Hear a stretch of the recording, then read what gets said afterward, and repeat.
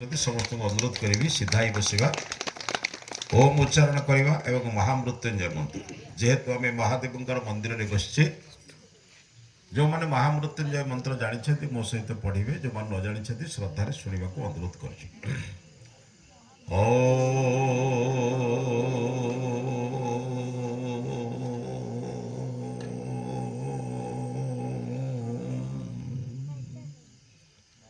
ओम त्र्यंबकं यजामहे सुगंधिं पुष्टिवर्धनम् उर्वारुकमिव बन्धनान् मृत्योर्मुक्षीयमामृता। मैं आपण आगे मोर विचार उपस्थापन करने पूर्व समग्र विश्वर नियंता सृष्टिकर्ता संहारकर्ता अजर अमर नित्य शाश्वत सर्वव्यापक सर्वांतर्यामी से मंगलमय नम संभवाय च मयोहवाय च से परमपिता परमेश्वर को मोर भक्ति श्रद्धा और नमन अर्पण करुछि। आर्यावर्तर समस्त ऋषिवृंद को समस्त मुनि साधु सन्थ महात्मा देश सेवक राष्ट्र रक्षक मान मोर श्रद्धा भक्ति नमन जनाऊँगी। वेदोद्धारक महर्षि दयानंद को पूज्य गुरु स्वामी प्रणवानंद सरस्वती चरण कमल श्रद्धा भक्ति नमन अर्पण पूर्वक आज आपणकर यही ग्राम पवित्र पीठरे बाबा कपिलेश्वर जो मंदिर प्रांगण में आम समस्ते बसीचे गतकाली शिवरात्रि जागर गला आज तार अव्यवहित परदिन में आम बसी किसी जीवन गठन सूत्र आलोचना करवा। यही मंचरे आलोचना चक्र में मोर दक्षिण भाग में आपण गाँव पुओ हेले जड़े विज्ञान शिक्षक एवं वेद उपनिषद दर्शन शास्त्र जड़े मार्मिक विद्वान से सुभाष बाबू अच्छा सुभाष खुंटिया जी मोर श्रद्धा और सम्मान ज्ञापन करुँची। मोर बाम भाग में शशि भूषण नायक जी आसछन्ति केन्द्रापड़ा हाटसाही बंधु को मोर श्रद्धा और सम्मान ज्ञापन करुँची। आपण मैंने जो मैंने सम्मुख भाग में अच्छा समस्त भाई मान को भौणी मान को समस्त मोर श्रद्धा और सम्मान ज्ञापन करुँची। दुईटी अनुरोध कर देख जड़े कहीं रहतु गोड़े देवाई देखु दुईटी अनुरोध करी प्रथम कथा हूँ छोट छोट पिला गुरुजन मान जो अच्छा दायित्व रखु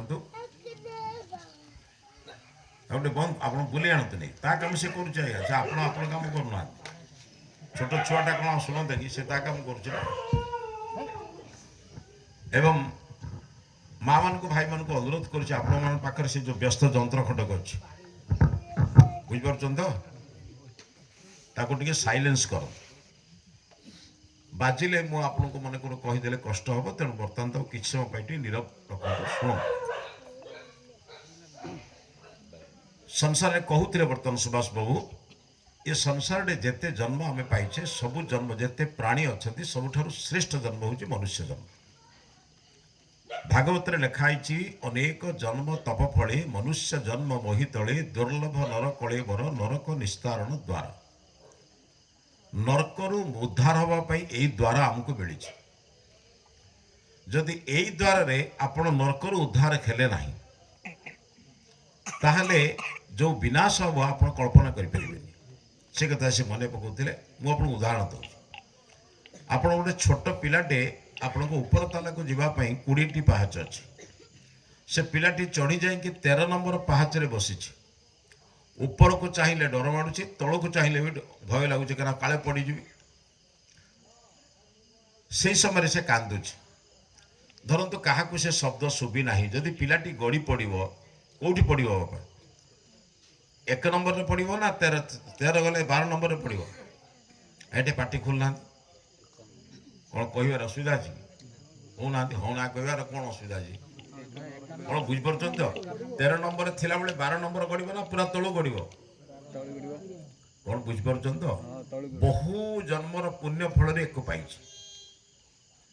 से भागवतकार कहले मनुष्य देहे दिव्य ज्ञान देखी संतोष भगवान परमात्मा आमको ही दिव्य ज्ञान देते अन्य मान को देना आप देखिए दीप जलुव गोटे पतंग उड़ी पड़े लक्ष्य कर निआ जलुव ପତଙ୍ଗଟେ ଉଡ଼ିକି ପଡ଼ିଲା, ତା ସାଙ୍ଗରେ ଆଉ 5ଟା ପତଙ୍ଗ ଥିବେ। ସେ ଦେଖୁଥିବେ ମୋର ସାଙ୍ଗଟି ଗଲା, ମୋ ଭାଇଟେ ଗଲା, ସିଏ ଆଉ ଫେରୁନି। ତାପରେ ସେ ଡେଇଁବ ନା ଅପେକ୍ଷା କରିଥିବ? ପୁଣି ଡେଉଁଛି। ତାର ଜ୍ଞାନ ନାହିଁ। ଆଗେ ତାକୁ ଟିକେ ବୁଲି ଆଣନ୍ତୁ ଆପଣ। ତା କାମ ସେ କରୁଛି। ସେ ଛୋଟ ପିଲା କ'ଣ ଟିକେ ବୁଲି ଆଣିଲେ ବସିବ ପୁଣି, ଆଉ କ'ଣ। ଦେଖନ୍ତୁ, ଗୋଟେ ପତଙ୍ଗ ଗଲା ପରେ ଆଉ ଆସିଲା ନାହିଁ, କିନ୍ତୁ ସେ ପତଙ୍ଗଟି ବୁଝିପାରିଲା ନାହିଁ। ଆପଣ ଦେଖିବେ ଗୋଟିଏ ମେଣ୍ଢାକୁ ଗୋଟେ ବାଡ଼ି ଧରିକି ମେଣ୍ଢାଟାକୁ ଡେଇଁଦେବେ, ବାଡ଼ି ଉପରେ ଡେଇଁଦେବେ। ବାଡ଼ି ଆପଣ କାଢ଼ି ଆଣିବେ, ସେ ମେଣ୍ଢାମାନେ ଠିକ୍ ଡେଇଁ ଡେଇଁକି ଯିବେ। ତାର କାରଣ ସେମାନଙ୍କର ଜ୍ଞାନ ନାହିଁ। ଏଠି ପ୍ରତିବନ୍ଧକ ନାହିଁ, ମୁଁ ଯିବି ନାହିଁ, ଏକଥା ଜ୍ଞାନ ନାହିଁ। କିନ୍ତୁ ମନୁଷ୍ୟର ଜ୍ଞାନ ଅଛି। ଭଲ ମନ୍ଦ ବିଚାର କରିବା, କୋଉଟା ଠିକ୍ କୋଉଟା ଭୁଲ ବିଚାର କରିବାର ଜ୍ଞାନ କେବଳ ପରମାତ୍ମା ମଣିଷକୁ ଦେଇଛନ୍ତି। ପଶୁମାନଙ୍କ ପାଖରେ କିଛି କିଛି ଯଦି ଅଛି, କିଛି ସଚେତନ ପଶୁମାନଙ୍କ ପାଖରେ, କିନ୍ତୁ ଏତେ ପ୍ରବୁଦ୍ଧ ନୁହେଁ।